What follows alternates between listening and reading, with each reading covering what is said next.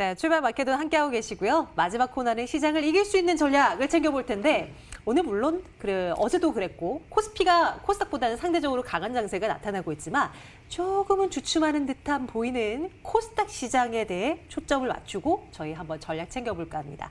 오늘 KTB투자증권 김재윤 연구원과 동향 살펴보고요. 또 담을 만한 종목까지 점검을 해보도록 할게요. 연구원님 어서 오세요. 네, 안녕하세요. 네, 안녕하세요. 어제 오늘은 조금은 막 기대에는 못 미치는 것 같아요. 코스피가 워낙 강하니까요. 하지만 그 코로나 사태 이후로 그 어떤 주식 증시, 전 세계 증시보다 빠르게 회복됐던 게 우리의 코스닥 아니겠어요? 네. 어떤 평가를 하고 계신지 궁금해요. 최근에요. 네, 저도 최근에 시장 보면서 굉장히 좀 놀라움을 매일매일 감추지 못하는데 일단 어제부터 좀 코스피가 코스닥 대비해서 조금 아웃퍼폼을 하고 있습니다. 근데 이 부분에 대해서는 어제부터 이제 일부 기관들의 중소형주에서 대형주로 자금 이동이 좀 있는 걸로 파악이 되고 있고요.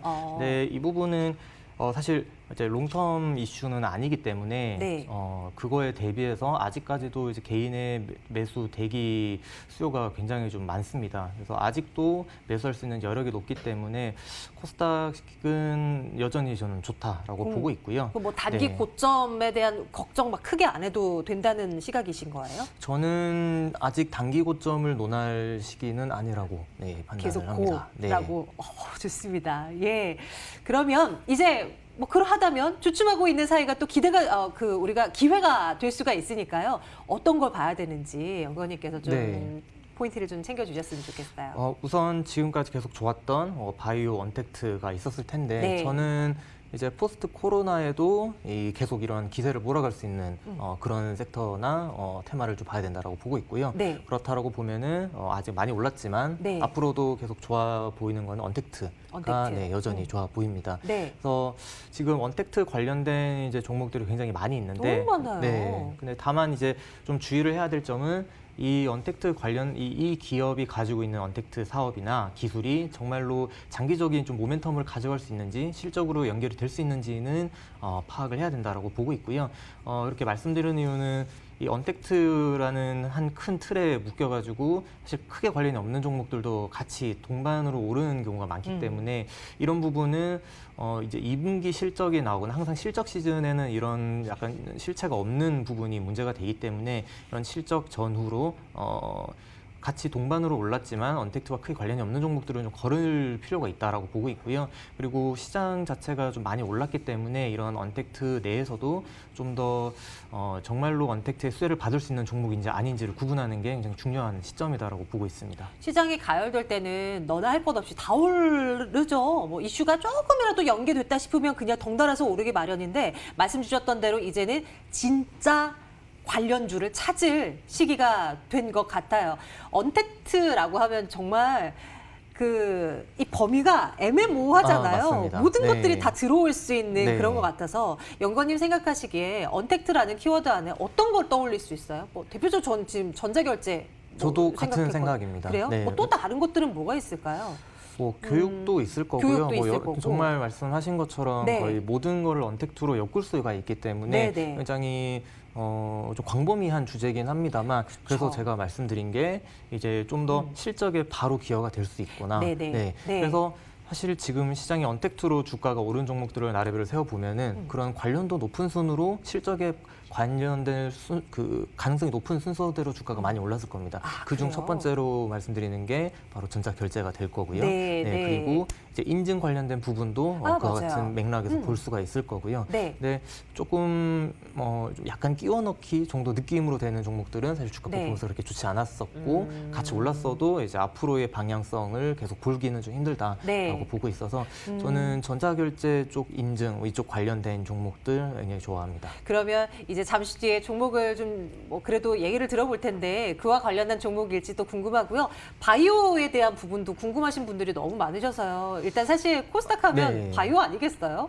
그리고 어제도 정부가 뭐 코로나19 치료제 백신 개발 위해서 내년까지 뭐 1조 원 투자하겠다. 뭐 이런 뭐 대대적인 투자 안도 내놓기도 했고 바이오에 대한 시각도 뭐 관련한 종목들이라면 눈여겨봄직한가요?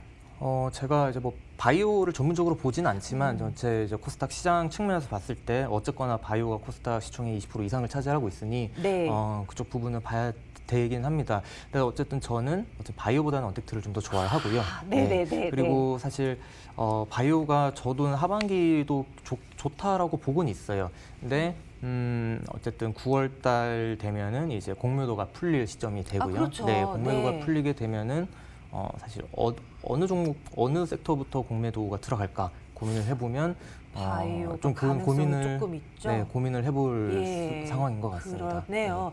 그러면 다시 이제 큰 그림으로 조금 이렇게 다시 한 걸음 뒤로 물러서서요. 네. 코스닥 시장 네. 물론 이제 지수를 예측하는 거는 바보 같은 짓이다라고 말씀을 들을 많이 하시더라고요. 하지만 궁금한 건 어떡해요? 지금 740선 뚫었잖아요. 막 800선 간다. 뭐 이런 얘기도 이제 슬슬 네. 나오고 있는 것 같은데 그 가능성에 대해서는 어떻게 생각하세요? 저는 하반기 800선 충분히 트라이할 수 있다라고 보고 있고요. 가능하다고요? 네, 저는 가능하다고 봅니다. 왜냐하면 지금 대기 중인 아까 말씀드린 것처럼 개인 매수 자금 자체가 워낙 많이 준비되어 있고, 네. 또 지금 이 상황에서 사실 기관 외인의 이제 매도가 나오기는 쉽지 않은 상황이고 그렇다라고 보면은 어쨌든 공매도가 풀리는 이제 9월 전까지 800선 트라이도 충분히 가능하다라고 보고 있습니다. 근데 사실 이렇게 800선이 굉장히 멀리 남은 것처럼 보이지만 지금 지수가 700 중반, 740까지 왔기 때문에 사실 그렇게 많이 남은 건 아니거든요. 맞아요. 네, 그래서 또 돌아서면 또 금방일 수도 네, 있어요. 맞습니다. 아마 한두 달 뒤에는 900선 이야기 나올 수도 있어요. 그래서 저는 네. 코스닥 시장은 지금 좀 좋은 시기로 보고 있습니다. 네, 그래요. 좋은 얘기 듣고 싶어서 이런 것도 질문을 드리게 되네요. 예, 저희 뭐 지수가 중요한 게 아니라 좋은 종목 한번 추려보도록 할게요. 알짜배기 스몰캡 종목 좀 주시면 안 될까요? 일단 제가 계속 말씀드렸던 언택트 관련된 그리고 결제 관련된 종목 한 종목 준비를 했고요. 하나씩 그리고 공개를 해주세요. 어쨌든 이 종목들이 너무 많이 올랐기 때문에 좀 덜 오른 종목을 또 나중에 말씀을 드리겠습니다. 좋습니다. 첫 번째 종목은? 첫 번째 종목은 이제 ICK라는 종목이고요. 네네. 이 회사는 사실 언택트 결제 관련된 종목이 아니었어요. 근데 이 회사가 올해 3월 달에 이제 비자로부터 엠포스 인증을 받으면서 사실 결제 시장 특히 글로벌 결제 시장으로 진출 가능성이 굉장히 좀 커진 상황이고요. 이게 엠포스 인증이라는 게 사실 그냥 카드 인증 받은 거 아니냐 이렇게 그냥 단순하게 넘어가실 수도 있는데 요거를 살펴보면은 세계 최초로 받은 핸드폰에서 구동이 되는 포스 기기 인증을 받은 겁니다. 그래서 요거를 생각해 보면은 사실 포스 기기라는 거는 오프라인에서 사용되는 카드 결제 수단이잖아요. 근데 ICK가 개발한 이 셀피라는 결제 시스템은 사실 포스 기기가 핸드폰으로 오다 보니까 온라인에서도 사용이 가능한 포스 기기가 됩니다. 그래서 다시 말씀드리면 피지사를 통하지 않고 바로 포스 기기로 결제가 가능한 비대면 결제 시스템을 개발했다라고 보시면 되고요. 그렇다면 이게 굉장히 시장에서 파급력이 있을 수가 있는 게 온라인과 오프라인의 수수료 차이가 엄청납니다. 온라인 같은 경우에는 사실 개인의 정보가 회선을 따라서 그 망을 따라서 이제 왔다 갔다 해야 되기 때문에 거기에 대한 보안 비용과 여러 가지 비용이 커지다 보니까 거의 수수료가 3%, 거의 3%대까지 올라갑니다. 근데 오프라인 결제 같은 경우에는 그대로 포스 기기를 통해서 이제 비자마스터 네트워크를 통해서 결제가 되기 때문에 수수료가 1% 정도밖에 안 되거든요. 그렇다라고 보면은 얘네가 개발한 시스템을 이용을 하면은 비대면 온라인에서도 결제 수수료를 오프라인과 그러니까 1%대의 수수료로 사용을 할 수 있게 되는 거고요. 그리고 이 회사가 그 결제 시스템에서 거래 대금의 이제 퍼센테이지로 수수료를 수취해가는 구조로 사업 모델을 이제 가져가기 때문에 굉장히 유리한 결제 시장에서 굉장히 유리한 점을 선점을 할 수가 되고 그리고 앞서 말씀드린 것처럼 3월 달에 비자 인증을 최초로 취득을 했기 때문에 세계 최초라는 게 굉장히 중요하다고 봅니다. 그래서 이 부분에 대해서 글로벌 결제 시장에서 생각보다 빠른 시일 내에 사용이 될 수 있을 걸로 저는 예상을 하고 있습니다. 근데 앞서 이제 말씀을 짠겨 주시긴 했는데 이런 모멘텀들이 다시 혹시 주가에 다 반영이 된 건 아니에요? 주가가 단기간에 좀 많이 오르긴 했잖아요. 맞습니다. 그렇죠? 3월 달 인증 이후로 주가에 이제 반영이 되고 있다고 보시면 되고요. 네, 아직까지 저는 크게 모든 게 반영이 안 됐다라고 보는 게 일단 비자 인증을 받았다는 거는 기술이 진짜로 사용이 된다라는 게 가정이 될 거고요. 근데 네. 두 번째로 주가가 정말로 크게 가려고 하면은 이제 계약건 글로벌 업체들과 계약건이 나와야 될 겁니다. 맺어져야 되는군요. 네. 근데 그 비자에 일단 인증이 나왔다는 것 자체가 글로벌 업체들 쪽으로 결제 스트림이 들어갈 가능성을 굉장히 크게 볼 수 있는 상황이라고 보고요. 네. 그래서 아직 모멘텀은 아직도 가장 큰 모멘텀이 남았기 때문에 모멘텀은 지금 시작 부분이다라고 보고 있습니다. 좋습니다. ICK 첫 번째 종목으로 한번 점검을 해봤고요. 두 번째는 아직 덜 오른 종목이라고 말씀 주셨는데 맞습니다. 어떤 두 거예요? 번째는 도이치모터스이고요. 도이치모터스. 네. 네. 사실 도이치모터스는 이제 워낙 좀 유명한 종목이니까 많이 아실 거예요. BMW 딜러 사업을 하는 업체고 최근에는 이제 포르쉐 그리고 뭐 랜드로버까지도 딜러 사업을 확장한 회사입니다.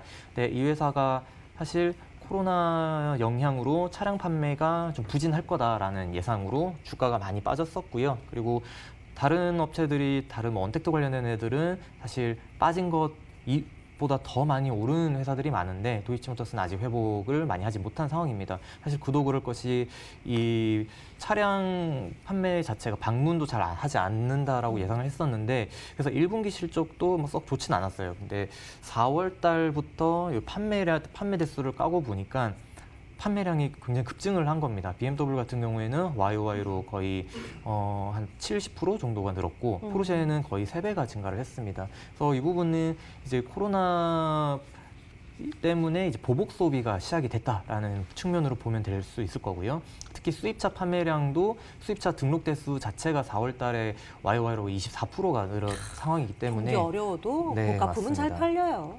그렇습니다. 이게 보복 소비 역량이 굉장히 좀 크다라고 보면은 사실 포스트 코로나 종목을 이제 찾아야 되는 시점인데 도이치모터스는 지금 2분기 실적부터 포스트 코로나 보복 소비의 효과를 확인할 수 있는 시점이 된 것 같아서 도이치모터스 지금 시점에서는 충분히 사들어가도 된다라는 의견입니다. 네, 의외의 종목을 들었어요. 두 번째는요. 상대적으로 우리가 크게 관심을 두지 않았었던 조금은 소외됐었던 종목을 다시 끄집어내서 봅니다. 투자 성향에 맞게 두 종목 한번 챙겨보시는 거 어떨까 싶어요. KTB투자증권 김재윤 연구원과 함께 오늘 점검해봤네요. 연구원님 고맙습니다. 네, 감사합니다. 자, 시장 보면서 마무리를 한번 해볼까요? 코스피는 2167선 가리키고 있네요. 0.9% 정도의 상승 유지가 되고 있고요. 코스닥 시장 741선 가리키고 있는데 어제와는 다르게 외국인 투자자들이 코스피 말고 코스닥 쪽으로 조금은 관심을 두고 있는 현재 시간이 되겠습니다. 그런데 이 규모가 그렇게 크지는 않아서요. 아직 장중 계속 변화가 감지가 되겠죠. 이어지는 프로그램을 통해서도 여러분들 전략 챙겨가세요. 시장 공감 10이 이어집니다. 여러분 고맙습니다.